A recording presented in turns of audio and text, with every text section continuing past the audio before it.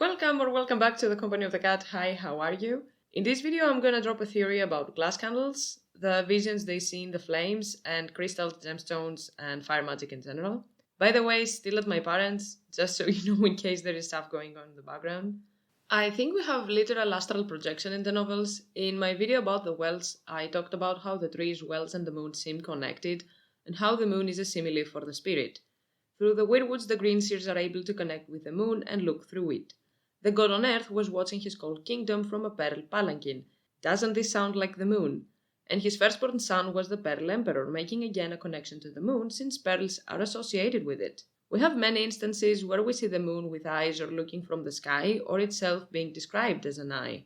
Same with the stars. The eyes of magical beings are described as stars, and the stars are described as eyes looking down on earth. The out-of-body experiences we have in this universe are literal astral projection, I believe, meaning that when they use their abilities, they literally see through the stars and the moon. And it makes sense, the stars and the moon are always above them and they look down on planetos. If there is a place where someone's spirit would be able to see everything from, that would be the sky. Even the little riddle we know about the one-eyed Bloodraven could be a way to describe the night sky. How many eyes does Lord Bloodraven have? 1,000 eyes and one. Quaithe also communicated with Dany in her dreams through the stars, and Daenerys is guided by the stars more often than not.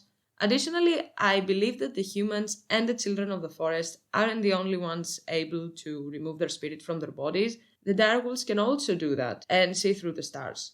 We have some quotes that not only hint at that, they all but say it. We have a lyric from a song that they wrote about Rob's victory at Oxcross that read, "And the stars in the night were the eyes of his wolves, and the wind itself was their song."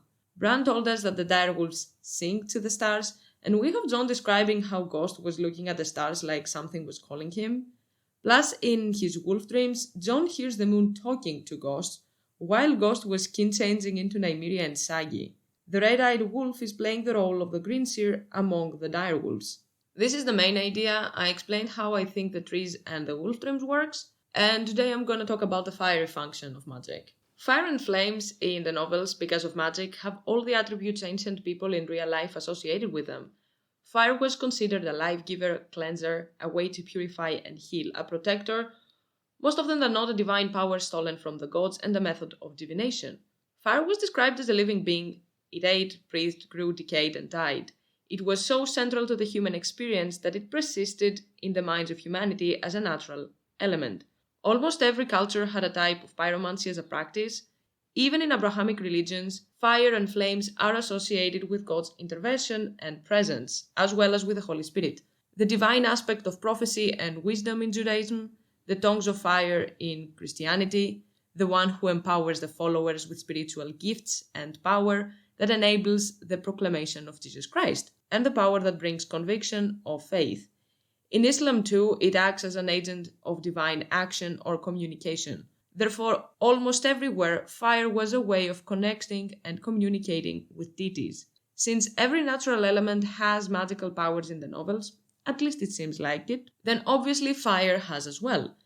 Now, as I said before, I believe that visions and dreams are most likely astral projection, and I think the flames also grant this ability. Like the trees, they help them connect and see stuff beyond time and space, as the stars do.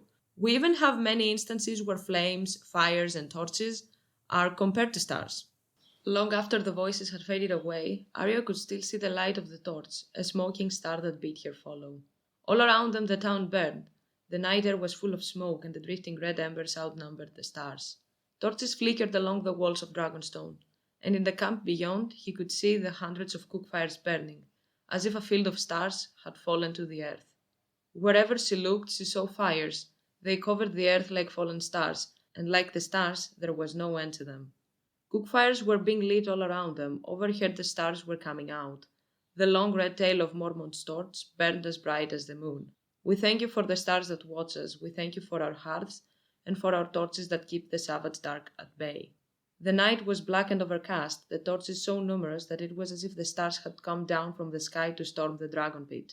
Torches just blind you. On a clear night like this, the moon and the stars are enough. Like the stars and the moon, fires and torches help you see at night, but they also burn closer and stronger so they can blind you. Flames, like the trees, are a crutch. They help you see beyond time and space like the stars and the moon do. And I think it's even more of a hint the fact that the Red Priests see visions in night fires when the stars are out. The thing is, fire is life-giving and yet also carries the power of destruction, if not used carefully. We even see many visions as well as reflections on fire artifacts, like the Dragon Binder, being described as twisted. Mel's visions work the same way. It's not like she knows exactly what she is seeing in the flames. They see very vague symbolic shit, and they themselves give meaning to these visions. Unlike Bloodraven, for example, who knows better what is going on, at least it seems like he does. Reading the flames is a skill that people can develop. In the Red Temples, everyone can go and learn how to read them. It's not easy, but it's doable. Fire visions and fire magic is a skill, not a bloodline thing. Melisandre sees things in the flames, she herself gives meaning to them, and for every other piece of fire magic we have seen she needs to give blood sacrifice. The Valyrians even put the fire in their blood through magic. People with Valyrian blood have dragon dreams and fire visions when asleep. But as we have seen, these two are a double-edged sword. They are vague and people made fatal mistakes many times while trying to follow these dreams. There is a reason why fire is the most used form of magic by humans. Unlike every other natural element, humans can create fire. They cannot create earth, water, or air. They can find ways to use them to their advantage, but they cannot create them. Fire, though, can be created and controlled by humans with the help of other natural elements. It also seems natural that fire can help you project your spirit to the stars, that according to Rolor look down on earth and guard humanity. To the naked eye, stars are specks of light decorating the sky, but stars are huge burning balls of gas, like the sun is, the sun that makes the moon glow at night. All religions in the end talk about stars, the sun and the moon protecting and watching and helping them. Rolor, the faith of the seven, the Church of Starry Wisdom, the moon singers, the weirwoods that glow with moonlight, even the Dothraki believe that when someone dies, the horse god parts the grass and claims the deceased for his starry Kalasar, so the deceased can ride the Nightlands. And the moon is a goddess and wife to the sun. Flames connects you to the fiery celestial bodies that look down on earth like eyes. And that brings me to glass candles. It is claimed that when they burn, the user can see across mountains, seas, and deserts, give men visions and dreams, and communicate with others half a world apart. So glass candles too give you similar abilities to the trees and flames. They help you connect and free your spirit, and it makes so much sense. This is the part where I'm gonna take into consideration George Martin's hippie past. Glass candles give off an unpleasantly bright light that does strange things to colors. Glass candles are inspired by crystal gazing, I think, and that was inspired by various forms of divination around the globe where a reflective area was studied. The Achaeans, according to Pausanias, used the mirror to divine diseases or learn whether there was a danger of sudden death. In front of the temple of Dimitra there was a well. A stone wall separated this well from the temple, and steps led down to it from the outside. There was an infallible oracle there. They attached a slender cord to a mirror and let it down into the well, balancing it carefully so that the water did not cover the face, but only touched the rim. Then, after making a prayer to the goddess and burning incense for her, they looked into the mirror and it showed whether the sick person will die or recover. Such was the power of truth in this water. Similar myths and practices we see in many Indo-European cultures. Odin gave an eye so he could drink from the well of Mimir, a well at the roots of Yggdrasil that provided unlimited wisdom. These myths were most likely used as inspiration by Lucian when he wrote about the palace of the Moon King in A True Story.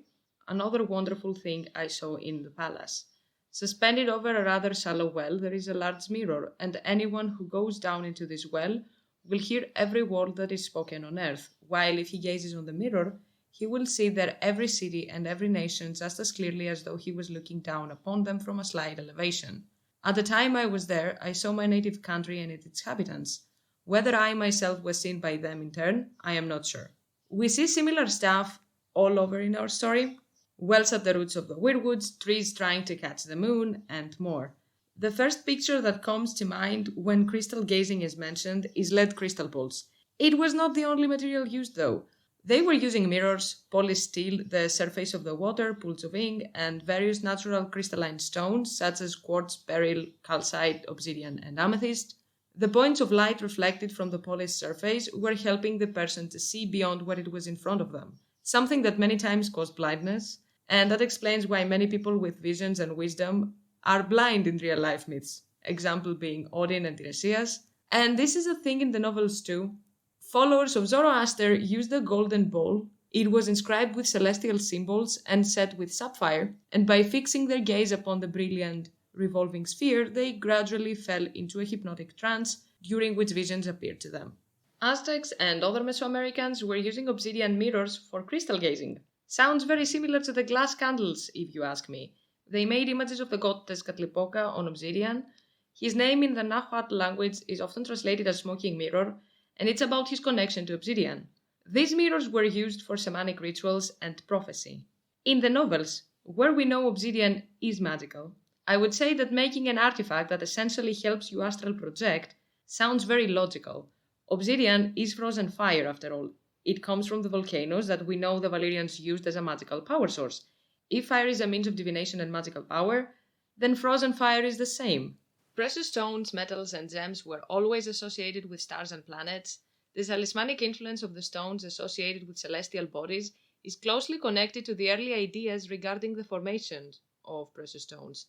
In an old work on the occult properties of gems, we read metal and precious stones usually lie with their first seeds deep down into the earth and require continuous moisture and a mild heat.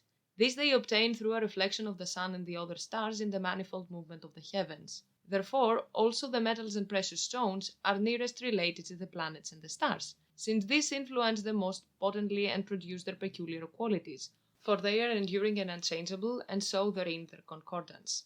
Their hardness and the way they shine were attributes granted by the stars, which they possessed while clinging to the earth. These gifts signify the stored-up energy derived from the stars and the connection to them. This whole idea was the base for birthstones and zodiacal gems, stuff that George Martin for sure is familiar with, considering his ideas and younger years. We even have the 12 sacred gemstones in the Bible. There are various trees in myths that grow precious stones or were made from them. In the Gilgamesh epic, we see more than one such tree. One under the guardianship of the Elamite king Humbaba, another tree bearing precious stones was seen by the hero after he had passed through the darkness for half a day. The Kalpa tree of Hindu religion, a symbolic offering to the gods, is described by Hindu poets as a glowing mass of precious stones. The roots were of sapphire, the trunk of diamond, and its ripe fruit consisted of rubies.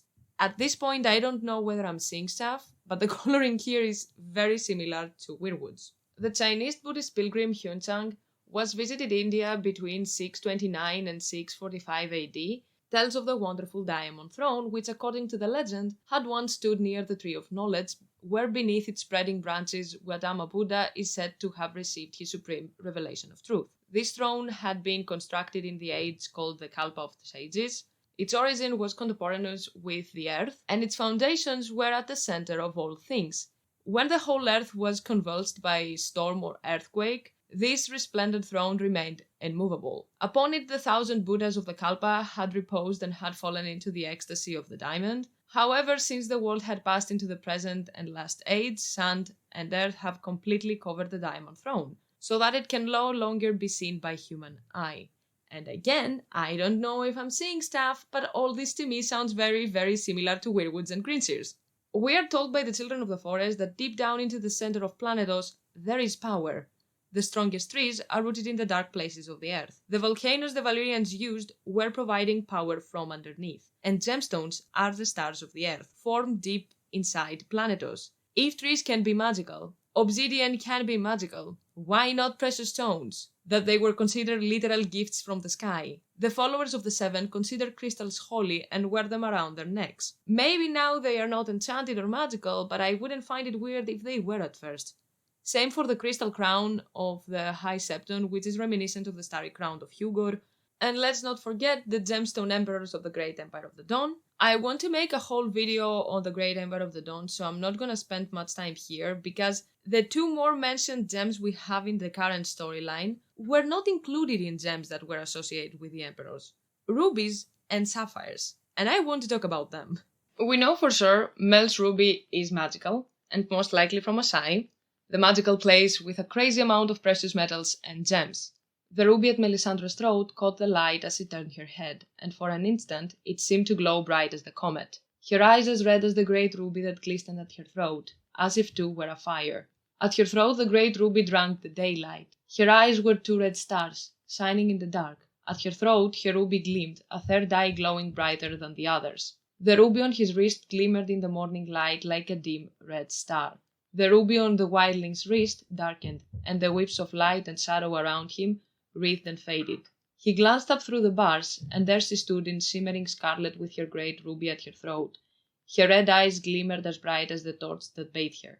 The great ruby at her throat seemed to pulse with its own radiance. The great ruby at her throat drank fire from the glow on the brazier. Rubies in the novels are associated with fire since most of the time we see Mel's ruby, as well as the one that she used on Rattleshirt. Both are magical. The one on her neck not only helps her with illusions, it also gleams every time she uses magic. It looks alive and it seems to drink the light. It feeds. Ghost eyes and Weirwood's eyes have been described as rubies too, but these are the only times when they are not associated with fire. Even when we see the Lannisters use them, they are on the Valyrian steel swords, cherrywood for the scabbards, bound in red leather and ornamented with a row of lions' heads studded in pure gold, perhaps with garnets for the eyes. Rubies. Garnets like the fire. We see gemstones being connected to eyes, visions, magic, and in the Rubies' case, fire. The crown of King Aegon I was a Valyrian steel circlet studded with rubies. The Cilirio made young Griff a black iron chain with 3 rubies. Rhaegar's armor was adorned with rubies, and the warrior women of Kaya Kayanaya also wear rubies and black iron piercings. So again, we see them connected to fire, since Kaya Kayanaya is a major city of the patrimony of Hirkun, and Hirkun was another name for Azor Ahai. And let's not forget that the pommel of Ser Ilyn Payne's new greatsword is a skull-shaped piece of dragonglass with ruby eyes. Even real-life myths and beliefs around rubies were associated with fire.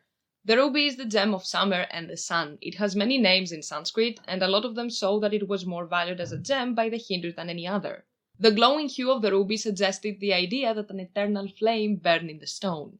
The ruby was not only valued for its beauty, but it also believed to confer invulnerability by soldiers in Burma. To attend this end, however, it was thought to not be sufficient to wear these stones in a ring or other piece of jewelry, but it must be inserted in the flesh and become one with the body. Again, the ruby in this tradition resembles the ruby Melisandre has in contact with her skin. The icy equivalent of rubies in ASoIaF is definitely sapphires. Blossoms of hard-cracked blood decorated the mortal wounds that covered him like a rash. Breast and groin and throat, yet his eyes were still open. They stared up the sky blue as sapphires. The eyes of the others and the whites are sapphire blue, like blue stars burning. We see people constantly putting sapphires and even a star sapphire in their eye sockets after losing an eye. Simeon's star eyes, Lewin said as he marked numbers in a book. When he lost his eyes, he put starred sapphires in the empty sockets, or so the singers claim. Thus it was not a raven who took flight from Storm's End that day, but Vhagar, oldest and largest of the dragons of Westeros. On her back rode Prince Aemon Targaryen, with a sapphire in the place of his missing eye.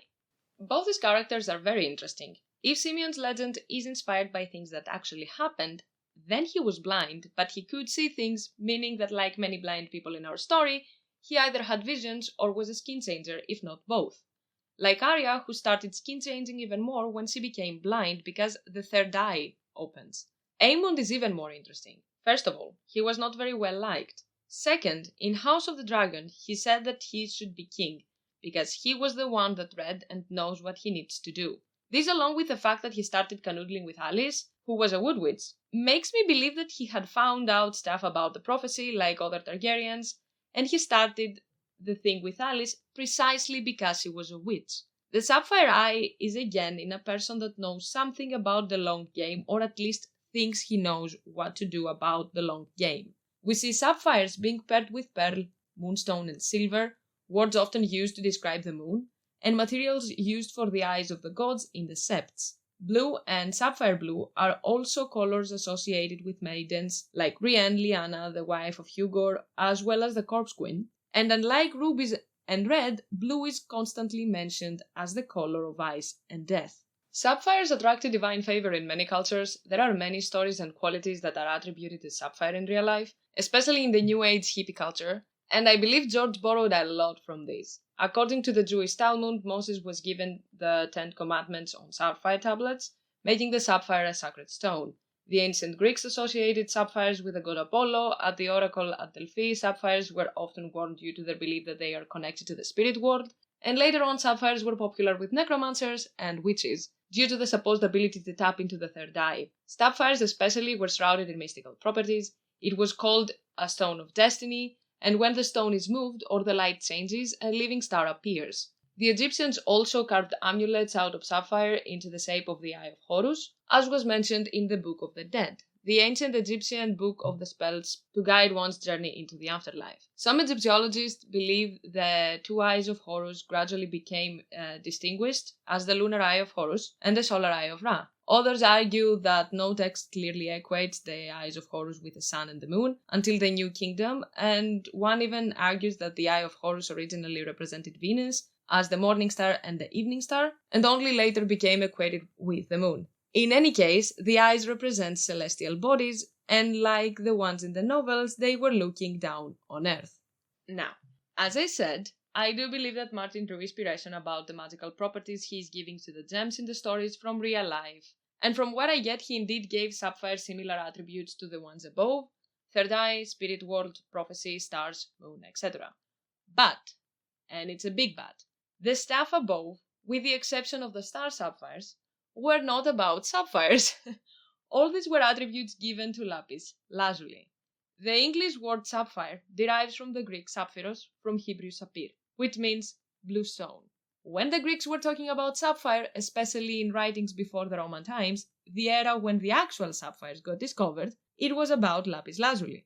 And the reason lapis lazuli was associated with spiritual stuff and celestial bodies was that the word lazuli comes from the Persian lazavard, and it means sky or heaven. So this is a stone from the sky or a stone from heaven.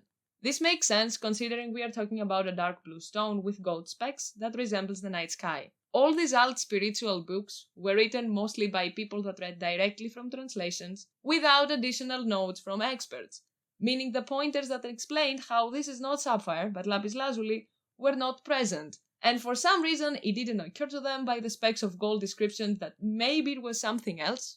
Anyway, putting my rant about lapis aside, I think Martin chose actual sapphires because it is the exact opposite of the fiery rubies, and lazuli wouldn't work that well in this context. Plus, sapphires were used for eye treatments, and since many people put them in their sockets, it makes much more sense.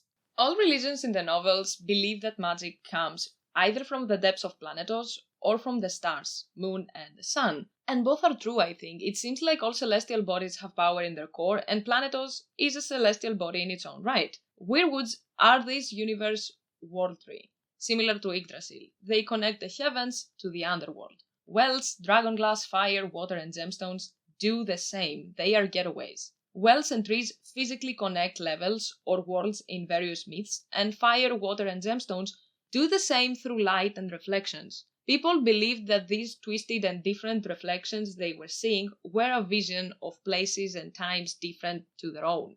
In A Song of Ice and Fire, there is magic, so these beliefs are true, and not just superstitions, legends, and myths.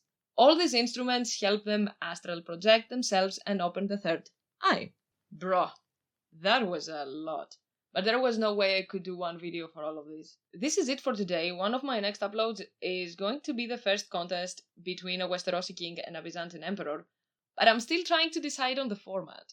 I was thinking on being on camera and having a board or something, but doing that means no script, and I'm not sure how much and edit there will be, except if I speak Greek and put subtitles in English or something.